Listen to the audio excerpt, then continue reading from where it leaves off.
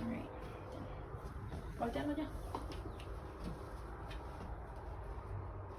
There once was this little girl who grew up very confident and happy with herself. Eventually, she created social media accounts and grew up to follow celebrities, models, careers she never even heard of.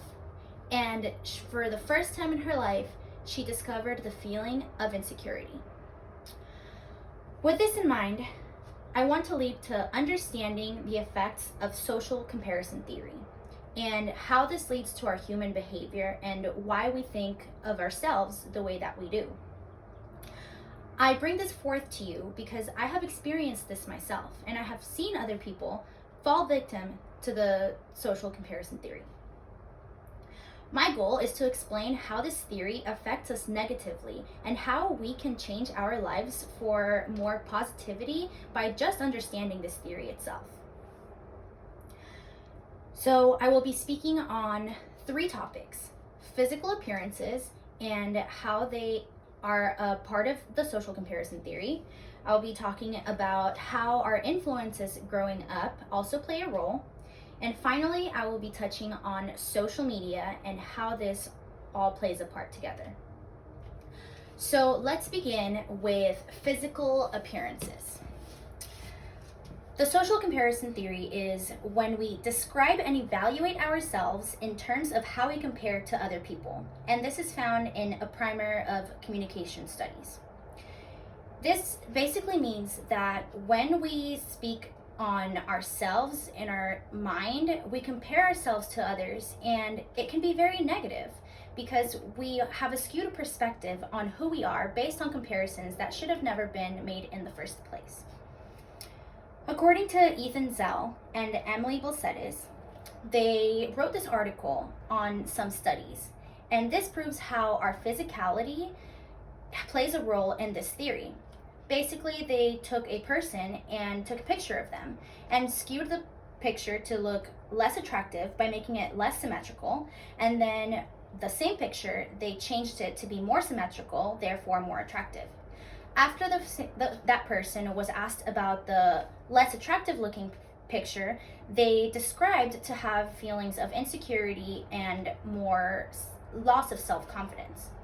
After they were asked about seeing the more symmetrical picture, the more pretty picture, they described feelings of happiness and more confidence, which ultimately proves that our comparison to even ourselves and others and our physical appearances play a huge role within this theory. Okay, so now that I have touched on the impacts of physicality, I would like to speak on how young conditioning happens inevitably and how this plays a role within this theory. Since a young age, we are compared to other kids, to even our own siblings, even by our parents, when they say, "Timmy, why can't you be more like Johnny?" And subconsciously, this makes the kid very self-conscious and how maybe they should be like the other kid. And this is unfair. It's unfair to the kid and it's unfair to their confidence.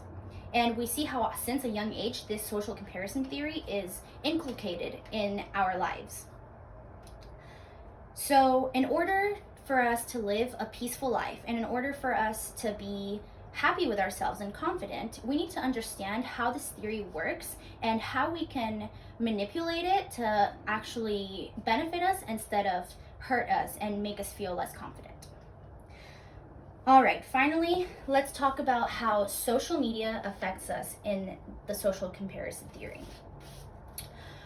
Tons of new exposure that we would have never been known to if we hadn't created these accounts and met millions of people that we would have never otherwise met.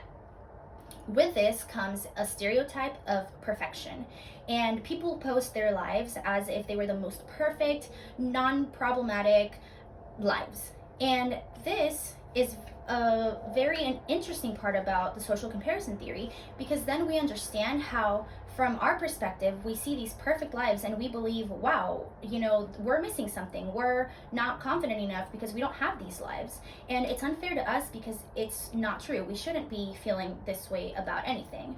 However, also on the other hand, if we see someone that we feel is less attractive than us, then we can get narcissistic feelings and we can grow our ego, and this can even lead into cyberbullying.